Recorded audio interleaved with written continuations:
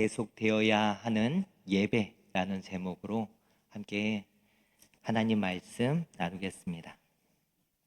우리가 매해 여름이 다가오면 사람들이 옷이 얇아지면서 그동안 옷에다가 꽁꽁 숨겨놨던 이 살이 보이기 때문에 다들 다이어트를 고민을 합니다. 다들 계획을 세우고 이렇게 하는데 저도 한 달 전에 다이어트를 계획하고, 왜냐면 배가 이제 나오고 또 이제 계속 몸이 피곤한 거예요. 이상 징후가 왔구나. 저도 이제 몸 관리를 하고 건강 관리를 위해서 다이어트를 이제 계획을 했습니다. 항상 계획은 참 좋습니다. 그런데 이 계획이 딱 짜지고 나서 그 다음에는 어떻게 진행되느냐가 항상 문제인데요. 네. 제가 한 달을 이렇게 쭉 해왔는데 좀 이렇게 좀 슬림해졌나요? 저는 그런가요? 저는 잘 모르겠어요. 저는 잘 모르겠는데 항상 계획된 대로 안 가기 때문에 이게 이제 문제라는 거죠. 때로는 이제 밥을 너무 많이 먹어서 때로는 운동해야 되는데 이게 너무 피곤해가지고 하지 못하는 그럴 때, 또 어떨 때는 너무 바빠가지고 이것저것 생각할 겨를도 없이 막 바쁘게 지내다가 그냥 씹고 자는, 이렇게 하다 보니까 어떤 생각이 딱 자주 드냐면 딱 한 번만, 이번 딱 한 번만, 그리고 오늘만, 이런 생각들이 참 많이 납니다. 항상 우리가 뭔가를 계획하고 뭔가를 해보려고 할 때마다 우리의 머릿속에서, 우리의 삶에서 항상 유혹하는 소리가 이거죠. 이번 딱 한 번만, 오늘만. 그러면서 제가 좀 드는 생각이, 그러면 나는 내가 정말 다이어트를 하기를 원하는가? 라는 생각이 좀 드는 거예요. 정말 원한다면요, 억지로라도 운동을 해요. 그리고 정말 절제해 가면서 먹을 것을 줄여갑니다. 그런데요, 입이 원하면 먹고 몸이 피곤하면 그냥 운동을 쉬고 이렇게 하는 저를 보면서 무슨 생각이 드냐면, 내 안에 간절함이 없구나. 간절함이 없구나. 뭔가를 계획하고 삶을 실천하면서도 그런 부분들을 느끼지만, 우리가 영적인 건강을 테스트하고 하나님 앞에 나아갈 때 하나님을 향한 태도 안에서도 이런 모습들이 있습니다. 그래서 항상 질문하셔야 돼요. 간절하십니까? 이 예배 가운데 오시면서 간절한 마음이 있으셨습니까? 우리나라 기독교 역사를 살펴보면요, 지금으로부터 한 140년, 벌써 이제 140년 전이 된 것 같아요. 한국 교회의 초창기에 부흥의 핵심이 무엇이었냐면 하나님의 말씀이었습니다. 그 하나님의 말씀에 대한 열기가 그때는 조선이었죠. 조선의 그 교회를 부흥케 했습니다. 1885년 한국으로 파견된 최초의 선교사님 중에 한 분이셨던 언더우드 선교사님이 이 조선 땅에 들어온 지 5년 정도 되었을 때 그때 이제 사람들을 성경 공부를 시키기 시작했습니다. 1890년에 성경 공부를 시작할 때 7명의 사람들이 함께 공부를 시작했습니다. 그런데 마침 선교 본부에서도 이 성경 공부를 이렇게 독려하면서 성경 공부할 수 있는 자료들과 여러 가지 부분들을 막 지원해 주면서 다른 선교사님들에게도 가는 곳마다 그렇게 성경 공부하는 것을 계속 독려했습니다. 그러면서 이때 선교사님들이 작고 많은 여러 가지 성경 공부반이 열리게 되었는데, 그 조선에 있던 많은 초신자들이 모두가 다 이 성경 공부반을 통해서 철저하게 말씀을 배우고, 그리고 어떻게 삶 가운데 이 믿음으로 실천할지를 배워가게 된 겁니다. 이 시기에 남녀노소 또 무식하든 아니면 유식하든 이런 거와 상관없이 교회의 모든 사람들이 이러한 성경 공부반을 거쳐서 이제 공부를 하게 되는데요. 선교사님들이 농사를 많이 짓는 이 조선 땅에서 특별히 4개의 성경반들을 구성을 했는데요. 주로 농한기인 겨울에는 선교 지부가 있는 보통 성경반, 이것을 이 성경 지부가 있는 그곳에서 보통 성경 공부반을 진행했습니다. 그리고 지방에 있는 교회에서는 지방 성경 공부반을 진행합니다.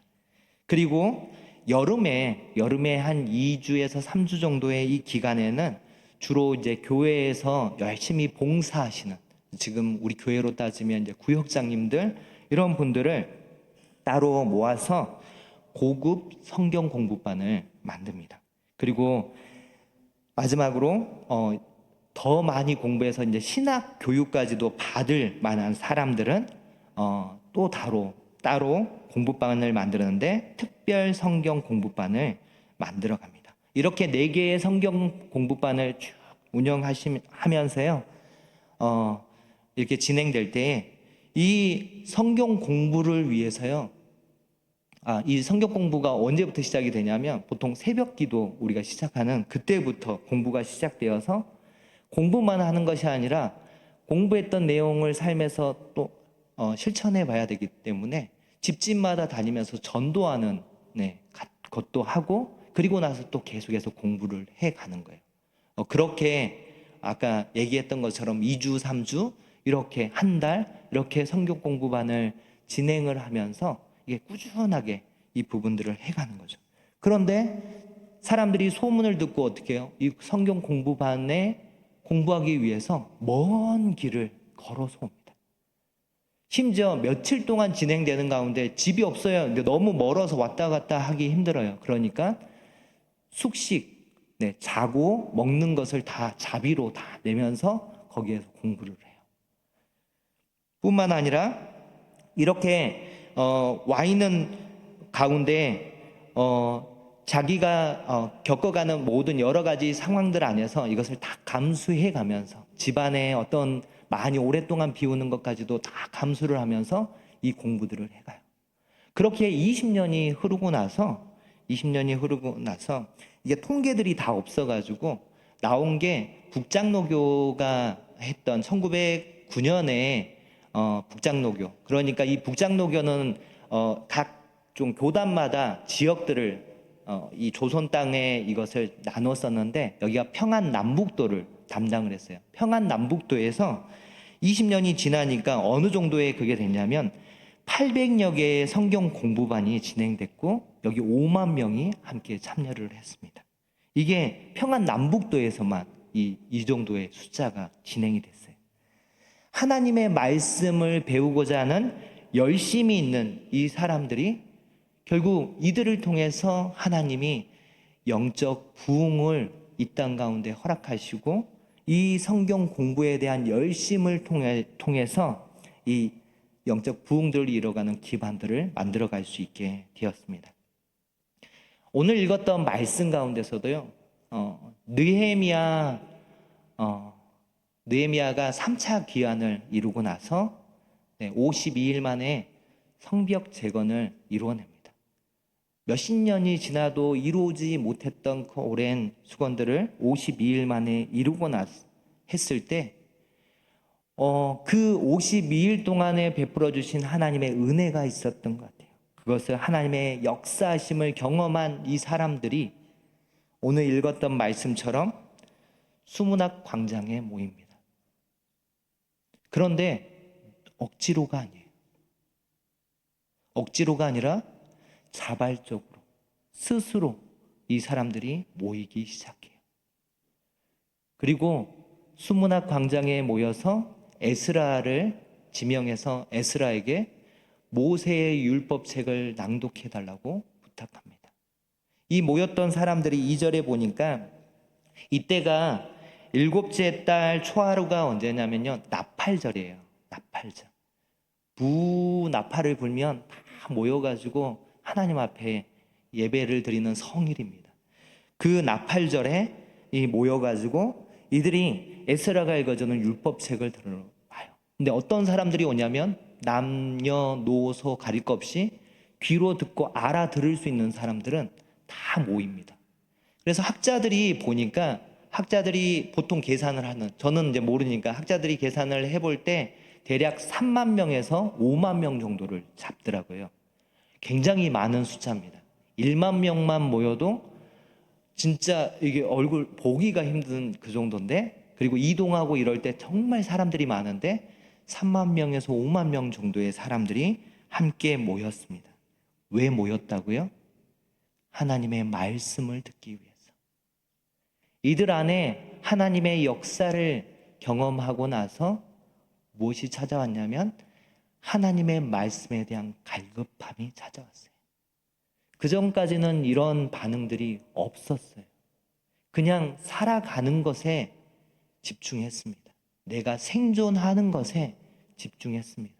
그래서 다른 이방 사람들과 교류하고 결혼하고 이런 것에 전혀 문제 없이 하나님의 말씀이 어떻든 내가 일단 살고 보자라는 생각으로 살아왔던 이스라엘 백성들이 스스로 수문광장 앞으로 모여서 에스라에게 모세의 율법책을 읽어달라고 지금 부탁하고 있습니다. 자, 말씀이 이제 읽혀지는데요. 언제부터 언제까지? 새벽부터. 대략 새벽 6시부터 정오, 낮 12시죠. 6시간을 어떻게 하냐면 이런 나무 강대상 이것을 두고 에스라가 모세의 율법책을 낭독할 때 오른쪽 왼쪽으로 레위인들이 쭉 섭니다.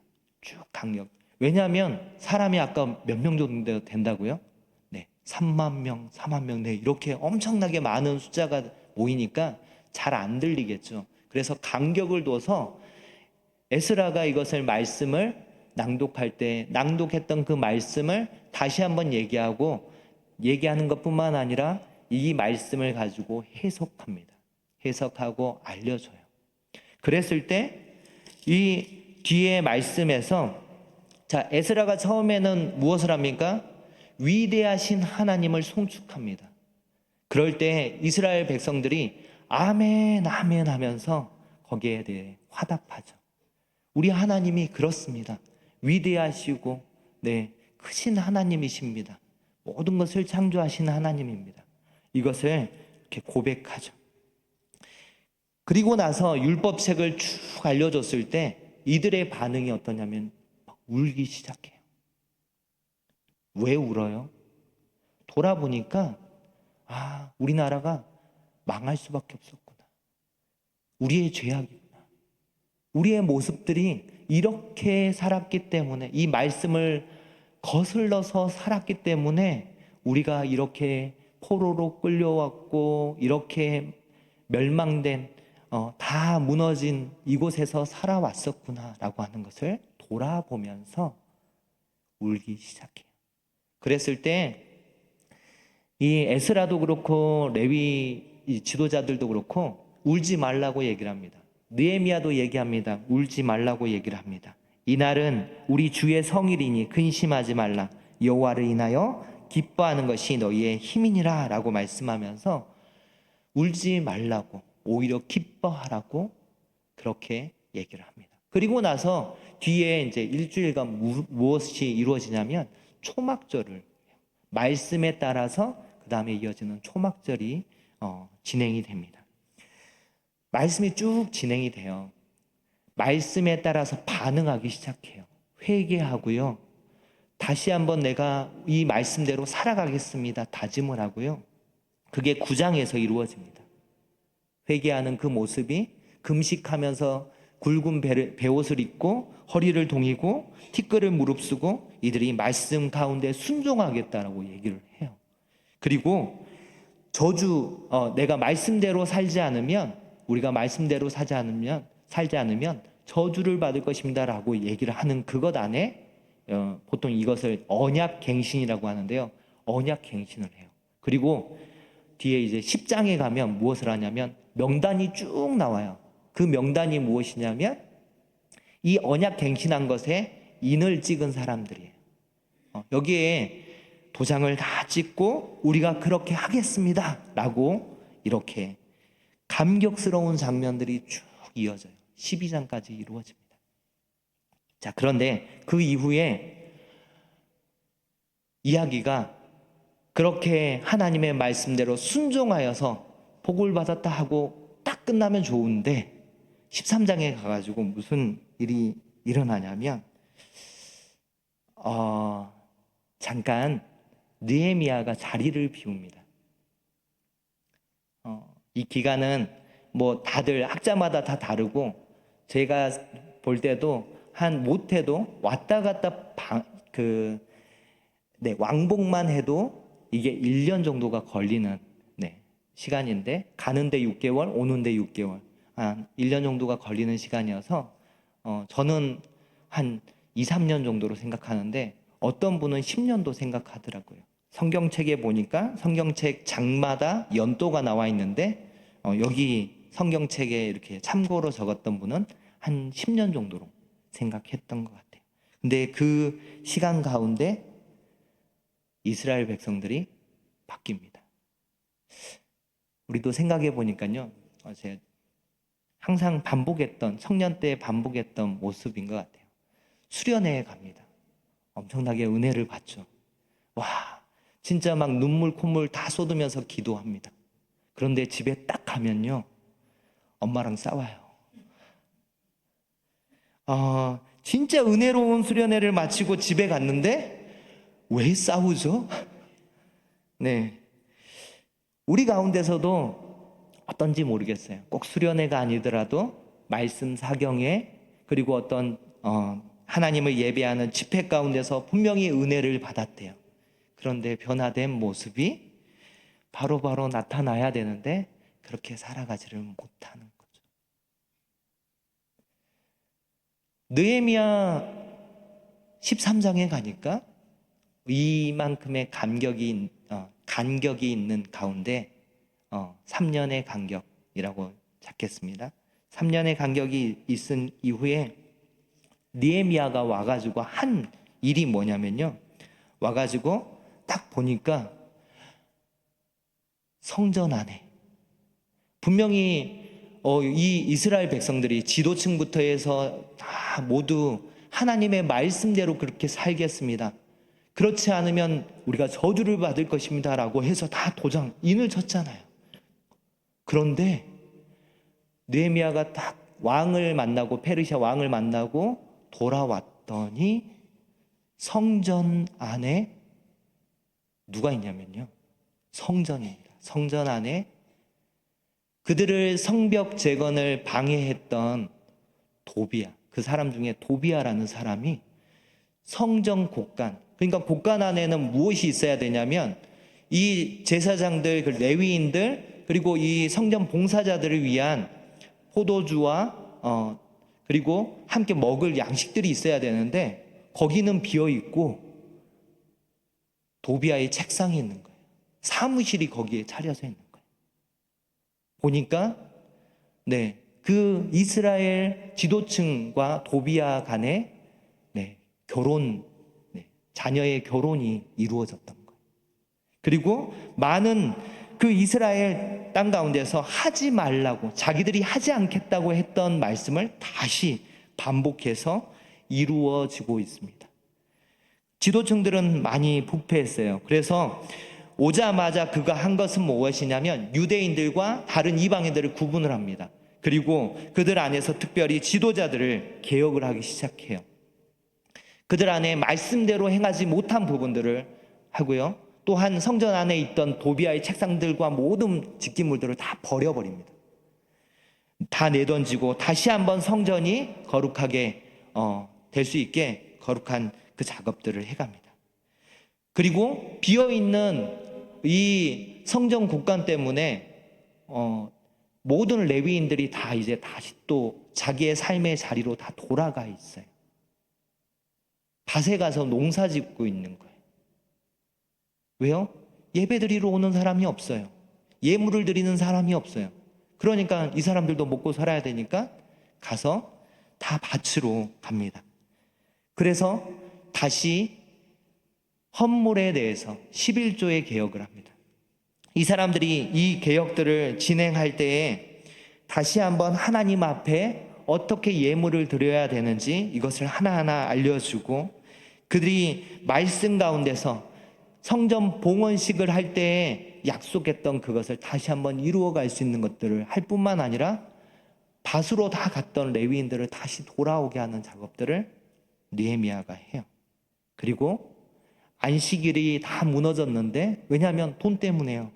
장사해야 되고 다른 나라의 상인들이 오고 하니까 안식일에도 술틀을 받고 곡식단을 나귀에게 싣고 운반하고 포도주와 포도와 무화과나무 여러 가지 안식일에 음식물들이 계속 팔리고 여러 가지 일들이 이루어지고 있는 거예요.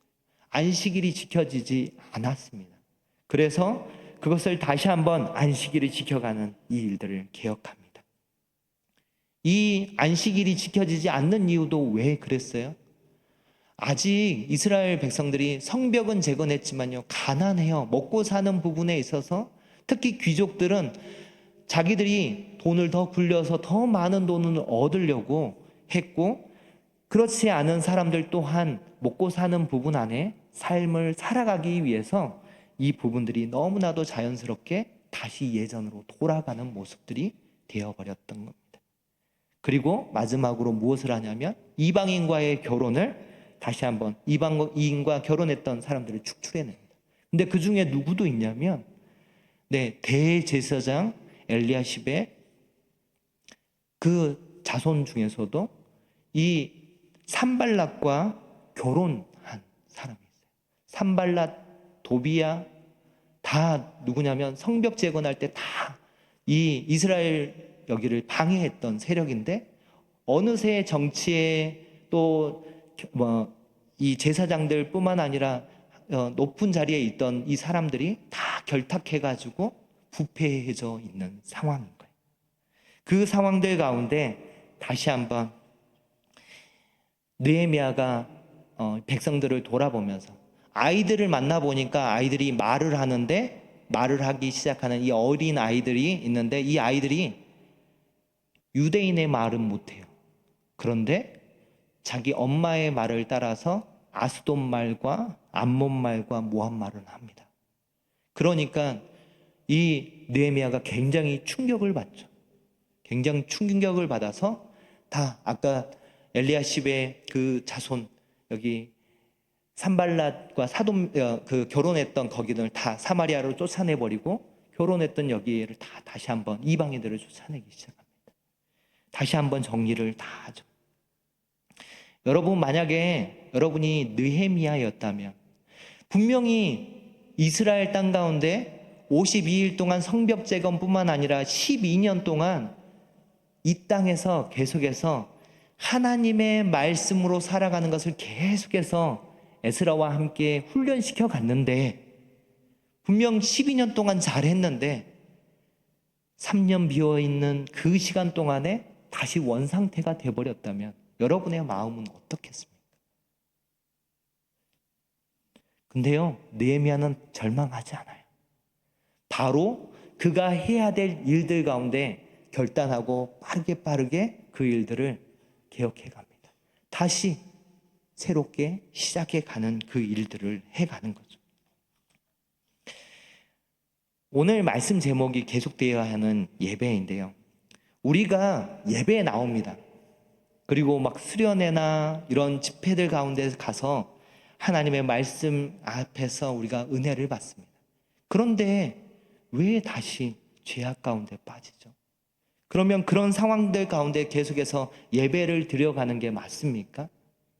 오늘 말씀에서는요, 느헤미야의 모습 속에서 우리 안에 우리의 모습, 타락된 우리의 죄인으로서의 우리 모습 안에서 계속해서 예배를 드려가야 함을, 우리 안에서 계속해서 기억해 가야 하는 그 모습을 잘 보여주고 있습니다.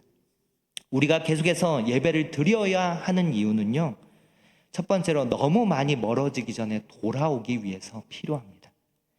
고무줄을 당기면요, 다시 돌아오는 탄성이 있어요. 그런데 이 고무줄도 너무 세게 당기면 툭 끊어집니다.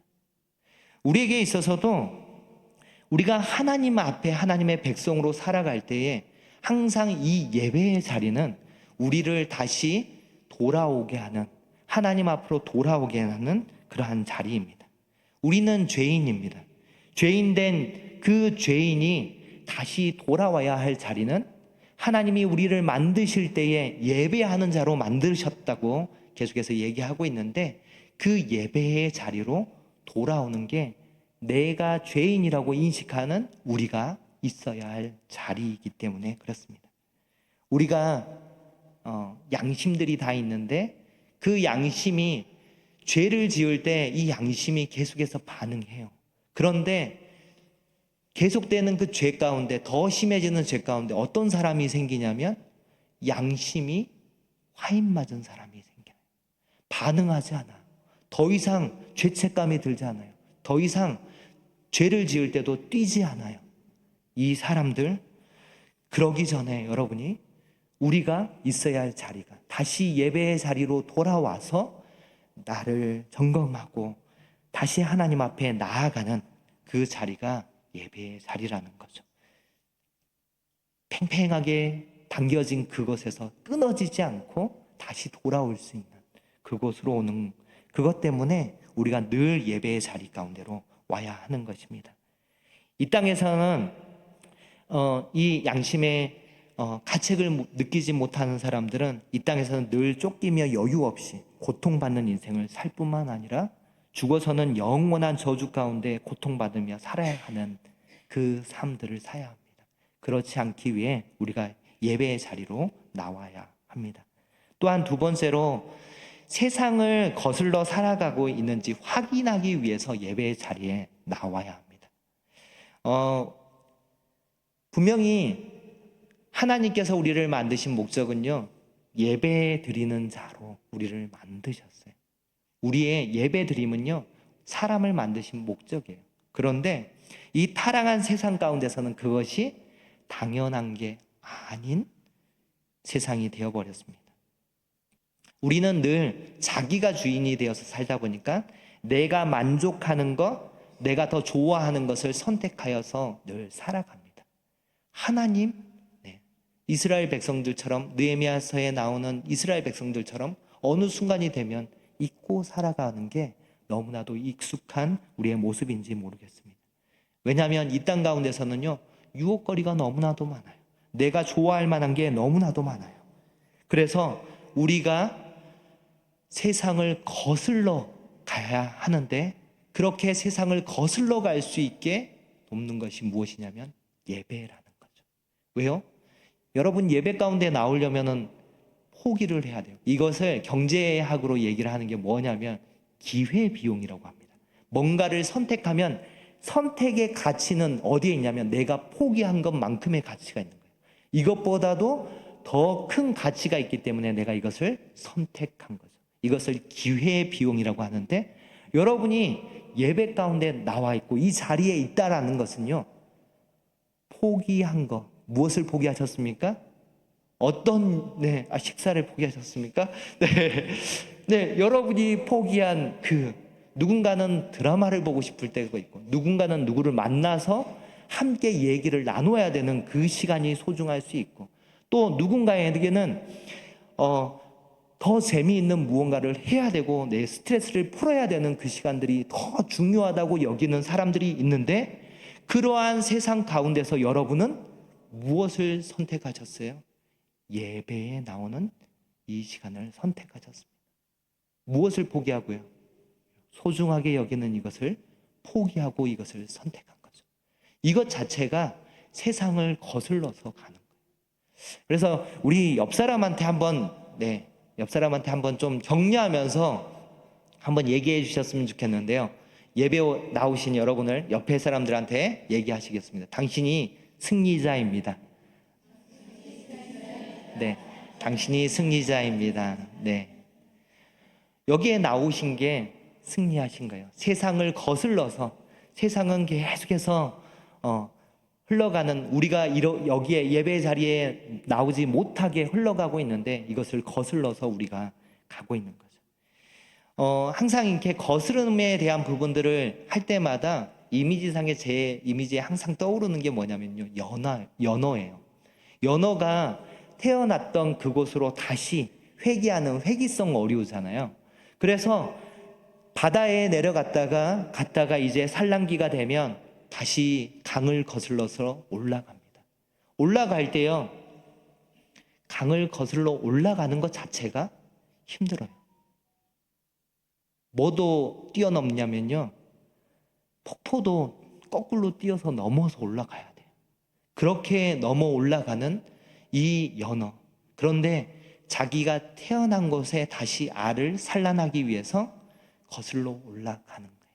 하나님이 우리를 예배자로 만들었다고 했습니다. 예배자로 만든 그곳으로 우리가 다시 회귀하는 그것은요, 마치 연어가 강을 거슬러서 올라가는 것처럼 우리 또한 세상의 흐름에, 세상이 살아가는 방식에 다들 그렇게 살아가야 한다라고 얘기할 때 그것을 거슬러서 이 자리 가운데 나오는 것이 세상을 거슬러서 사는 예배자의 모습인 것입니다. 세 번째는 우리의 예배는 늘 우리를 다시 시작하게 하는 기회를 주기 때문에 그렇습니다. 솔직히 우리는 너무 연약한 존재입니다. 너무 연약하다 보니까 말씀대로 살아가지를 못해요. 이걸 너무 잘 보여주는 게 느헤미야, 여기에 나오는 이스라엘 백성들인 거죠. 12년 동안 느헤미야가 열심히 에스라와 함께 말씀으로 그렇게 지켜가게 하고 사람들을 세우고 이렇게 해놨는데 불과 3년 만에 다시 돌아온. 하지만 그 가운데서도 느헤미야가 놓치지 않는 게 뭐라고요? 다시 시작하면 돼요. 마치 우리가 운동을 하고 뭔가를 계획하고 내가 좋은 습관을 만들어 가겠다라고 했다가도 작심삼일 해서 3일 만에 다시 하지만 그런 얘기 하잖아요. 매일 3일마다 작심삼일 하면 된다고. 그러면 끝까지 갈 수 있다고. 그것처럼 우리에게 있어서도 늘 예배의 자리에 나와서 다시 시작하는 거예요. 내가 죄인인 거 알아요. 내가 연약한 거 알아요.